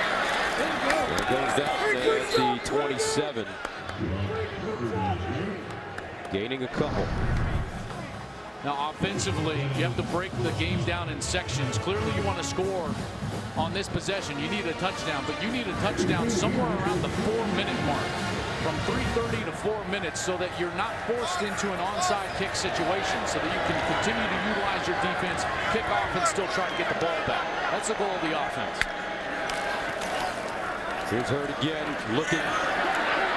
Rolls out of the pocket. Oh, great move as he slides down and picks up a first down at the 37, maybe the 38-yard line, depending on the spot. He gained 9. Boy, this near side linesman just gave him a horrific spot from 50 yards away. I mean, he's on all the way the opposite side. He's running in there trying to put him a yard short of the first down. They're having a conversation right now, and hopefully the linesman on the other side is going to win this argument. Here's Hurd as he's running. He needs to get to about. Ruling on the field as the quarterback was down. 4th down. And I think the official did a nice job. Well, the pellets didn't kick up until he hits right there, the line to gain. Ball's behind it. Boy, I made a mistake there. I was looking at his knee, not the ball. The linesman on the near side, I think, did a nice job, Gus. In real time, I thought Texas has called timeout to challenge the ruling on the field that the quarterback was down. And maybe we were wrong, but it did look like Gerard went down a little early.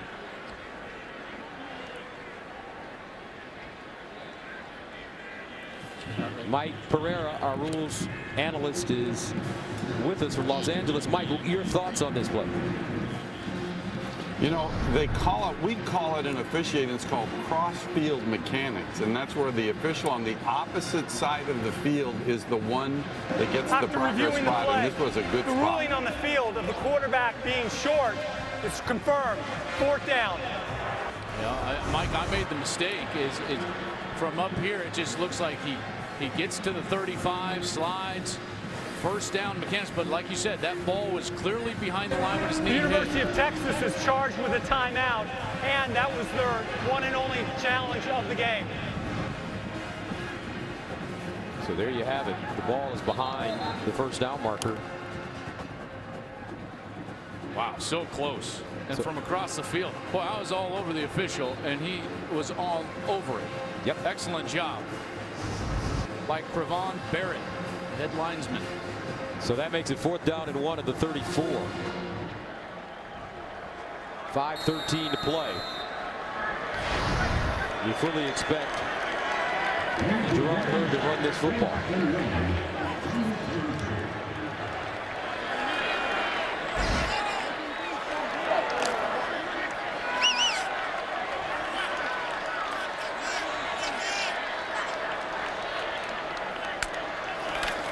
And Hurd hands it off for the first down. Dante Foreman. Good blocking up front for the Longhorns. And now with that timeout being ripped away from them, now they're going to have to move with some real sense of urgency and pace to what they're doing to try to get this score and give them enough time on the back end of that score to try to get the ball for a second possession. 5 minutes to play. First down, Texas. Hurd. Sideline. Nice throw. Hurd with the catch.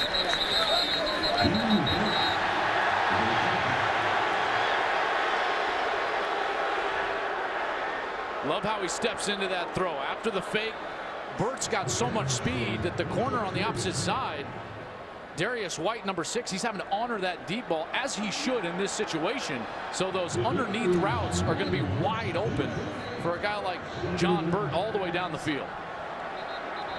So what's the philosophy for the secondary at this point in the game? Deeper than the deepest. Don't let anybody get behind you. Don't let anybody get behind you. And the handoff. Deontay Foreman, first down, Texas. Clock will stop at 4:07. And it's beginning to be an issue now. It wasn't at the start of this drive, but now it's beginning to be an issue, because as soon as you get under that 3:30 mark, towards 3 minutes and inside of that, you're starting to think about having the onside kick it if you're able to score on this possession. So a sense of urgency now needed for the Longhorns. First down in midfield. Gerard Hurd to throw. Near side. Nice throw. Good catch. And the Longhorns get out of bounds as Armonte Foreman makes the reception, the sophomore from Texas City. And any of these plays that you can get out of bounds with a ball as a ball carrier, you got to do it. And that was an excellent job there by Foreman. Hasn't been used much. I don't know why the clock would be rolling right now. He was out of bounds. Still with his momentum going forward. First down. Hurd again. Steps up with a big lane. And slides down at the 35. And he didn't get to the first. At the 25, excuse me. And so the clock is going to continue to run here. But Texas still moving the ball. 3:10 to go. Cal was trying to substitute, and I think they bailed him out with a timeout there. Cal. That'll be a 30-second timeout. Each team with one timeout left. Back to Austin after this. I'm here to prove once and for all that I am the real Colonel Sanders. Okay, just a couple test questions. Is this $20 family fill-up meal enough delicious hand-prepared food to feed a family of 4? Yes, sir, it is. Mm-hmm. And are you the real Colonel Sanders? Yes.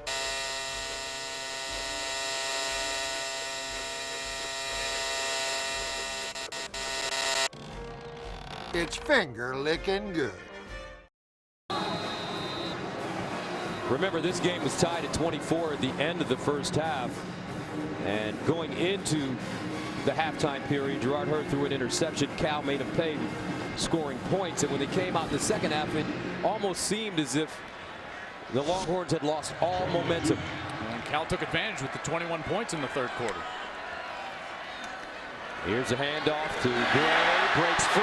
Gray. They'll make that Foreman. Touchdown. Dante Foreman gets in a 27-yard run. And with 3 minutes to go, Texas scores. And that's exactly what they needed. I said they needed to score before 3 minutes. They hit it right on the button. And now they got some life, making it a one-possession game after the long run from Deontay Foreman. Big fella's got some moves at 240.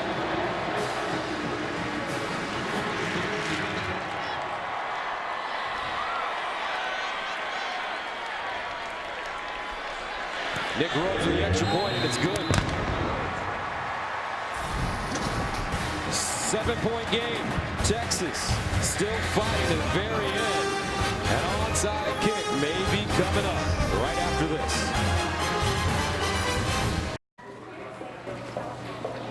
Look at you. Oh, look at him. One look can change the way you see the world. Look at you. Look after them with the protection of life insurance from New York Life. Get started today.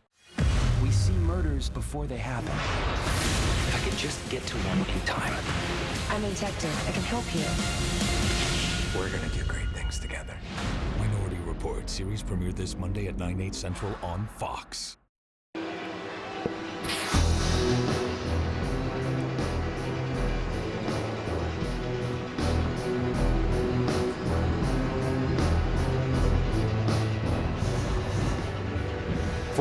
To 38. Cal with the lead. 3 minutes remaining in the fourth quarter. What's coming up here?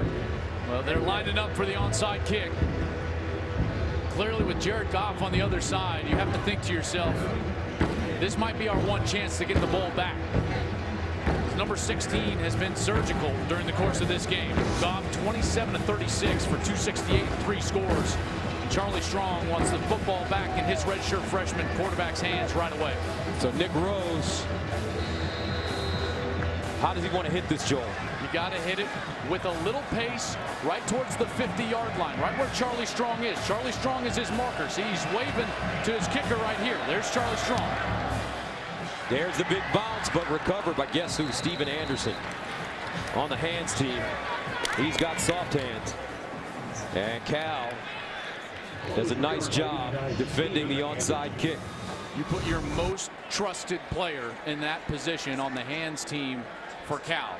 That player is Steven Anderson. Everybody up front is taught to just go block, and it's totally on number 89. Anderson, former walk-on, to secure the football, which he does. So if you're Texas right now, I'm sending the house. In your mind, do you think that Cal will throw the football? At some point in this series, they will. And you've got to be ready and take advantage. And Wary running on first down. Longhorns with 1 timeout left. Shiro Davis with the tackle. And how big is that timeout now that was taken away from him on the challenge when Gerard Hurd slid on the 3rd down? There's Vance Bedford. He's going to have to dial up something to get this ball back for his offense. 2nd and 7.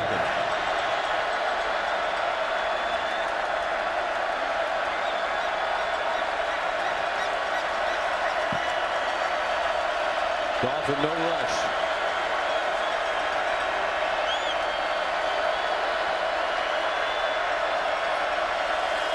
There's another handoff, and Wary tries to get outside, but Texas hot to the football. John Bonney leading the way as Wary back to the line of scrimmage. And now Texas uses their final timeout. Timeout. Texas. That's their 3rd and final timeout of the game. So, if you're Sonny Dykes, you have a decision to make. That'll Do be you a run 30-second timeout. Play conservative football? If you don't get the first down, you let the clock run out as much as possible, try to kick the field goal, or do you throw it here? I think that you run it. I think that even with Goff in the backfield, you run the football. You may pop free for a first down, and then at that point you're going to end this thing. But if you get stopped, you're going to pooch kick this ball, and you got a redshirt freshman quarterback in Gerard Hurd. This is what Sonny Dykes has got to be thinking. They would have to go with about, Gus, anywhere from a minute 20 to a minute 25 left with no timeouts, and then you're forcing him to go the length of the field. I'll take my odds in that situation rather than throwing an incompletion here and giving them close to 2 minutes to have that same drive. But Sonny Dykes is not conventional. I will say that. 3rd and 7.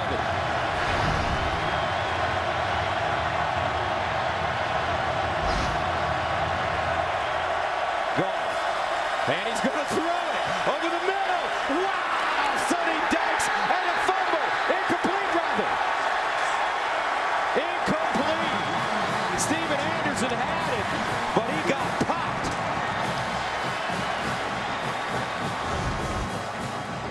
And the gamble backfires. They go to their sure-handed tight end, Steven Anderson, and he just dropped it. Took his eyes off the ball. He had not only the first down, but this game would have been all sewn up for Cal. And now Goff is going to have to stand back there and pooch it once more to try to pin this team back inside the 10. 45 yards on his last pooch. This not a good one, though. And it dies at the 20. Will be down inside the 20 with 1:51 to play. Texas still with life. Uh-oh. Well, and now, how big are those 30 seconds for Gerard Hurd and this Texas offense? And this kid loves it. Yes, he does.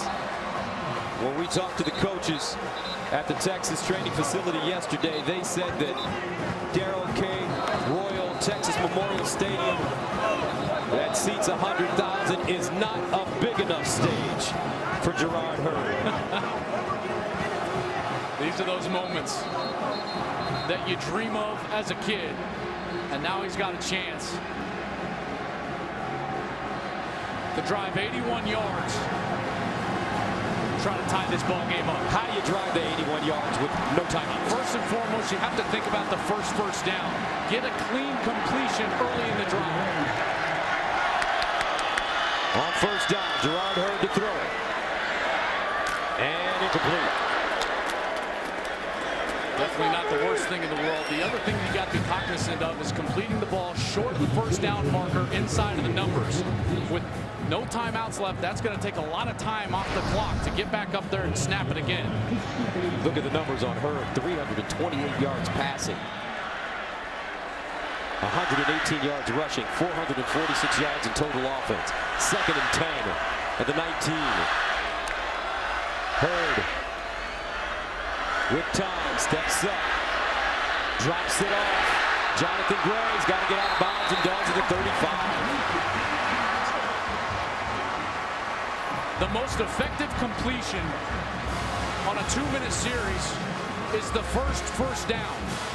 Hurd gets it right there with just a simple check down to his running back, Gray, who also stops the clock getting out of bounds. A Marcus Mariota type play there by Hurd, thinking like he was going to run it and then just dropping it off. It's been effective for him. Here's Hurd again. Put some mustard on that one and gets him to midfield. I'll tell you what, folks, regardless of the outcome of this game, they got a ball player here at the University of Texas. And as the excitement builds, the one thing I'm noticing is Cal is playing extremely soft coverage against these fast young wide receivers from Texas, and that type of completion is going to be there all day. And now number 2, Darius Allensworth is going to walk up and bump down here at the bottom. Here's Hurd. Drops it off. Jonathan Gray gets his shoulder square out of bounds at the Cal 45 with 1:25 to go in regulation. You know, being a young quarterback, it's all about learning lessons. In a 2-minute situation in the first half, Hurd tried to force the ball down the field through an interception. What's he doing on this series? He's taking what Cal gives him. If it's a check down to the running back, take it, get out of bounds, and snap it on second down. 2nd and 4 at the 45. Hurd looking to the sideline, a little high. Intended for Ja'Cory Ward. And not the worst thing in the world. Got 2 more downs. Snaps of the football to try to get this first down. But again, it remains true. The ball cannot be completed inside of the numbers short of the first down marker. Can Hurd take off and run? Only if he can make a first down. 3rd and 4. Remember, the clock stops if Texas gets a first down. They're going to blitz out, run a quarterback draw right here. Here's Hurd. They blitz. Quarterback draw. First down. Hurd. It's a sideline. Drag it out. Whoa! The Chiefs. Touchdown. Texas. Woo!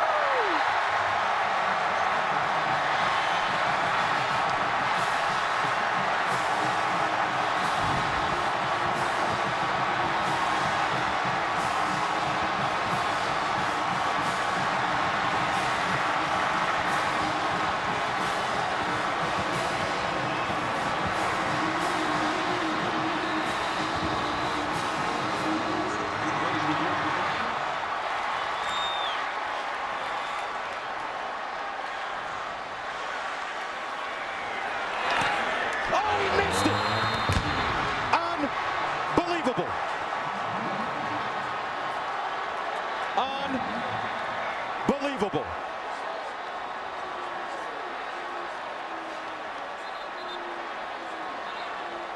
That poor kid.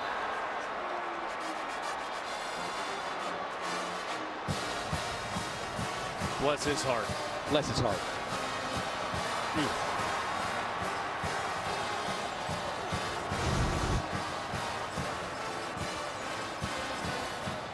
I didn't think it was blocked. He just chunked it out to the right.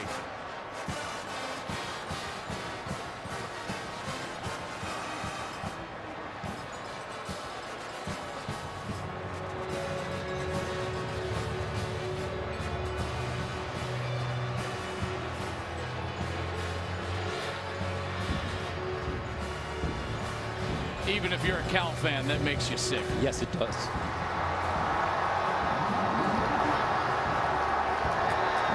And the reaction from the Texas sideline once they learned that Nick Rose missed the field goal, and even Jared Goff. But there's still 1:11 left. The point after, excuse me. As sick as you've got to feel for Nick Rose, he's got to execute another onside kick. He's a senior.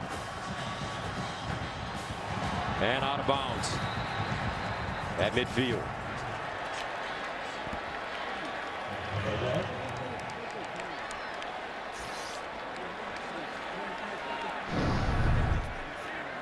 Kickoff out of bounds. Kick kicking team. 5-yard penalty. First down, California.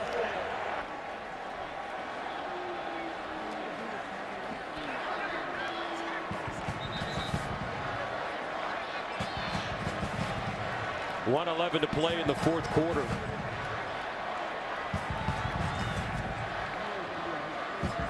Gus, the most inconsistent part of college football is the kicking game.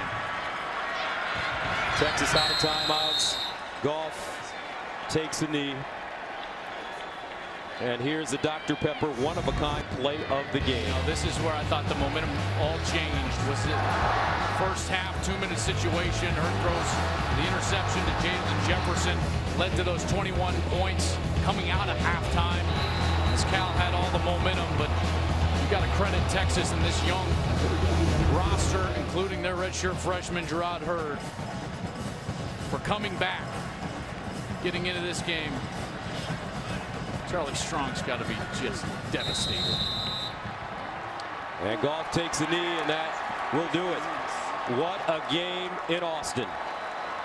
Cal surviving 45-44 as Sonny Dykes looks for Charlie Strong. Jared Goff putting up great numbers again. He threw for 268 yards and 3 touchdowns as the two coaches shake hands. Jerrod Hurd threw for 364 yards, rushed for 164 yards. He had 3 rushing touchdowns and accounted for 528 yards in total offense. Texas with 651 yards in total offense. Cal with 559 for a total of 12-10. And our Molly McGrath is on the sideline. Thanks, Gus. Coach, this win didn't come easy. Texas with 2 huge touchdowns in the final 3 minutes of the game. How were you able to fend that off? What was going through your mind on that last Texas drive? Well, we just assumed after they scored we were going to go to overtime, so we were trying to come up with some good overtime plays. You got to give Texas a lot of credit, man. They fought hard, they battled. We just couldn't make enough first downs on the stretch to put the game away, but our guys played hard all day and did what we needed to do to win. Jared Goff and your offense started out slow. How did you get him going, especially in the second half? Yeah, it just took us a while. It took us a while to get untracked. Once we did, though, you know, we played pretty good. We played great third quarter and then struggled a little bit in the fourth quarter. So we just got to keep getting better. You have a lot of memories here at Texas Memorial Stadium. Now a win as a head coach. How special is this for you? Yeah, it's pretty special, especially the way the game ended. I mean, I'm still in a little bit of shock right now, the way it all unfolded, but it's a great way to win. All right, congratulations, Coach. Okay, thank you. Gus, back to you. But how about this? Although Texas lost a dramatic fashion, their fans giving them a small ovation. 45-44. Back to Austin after this.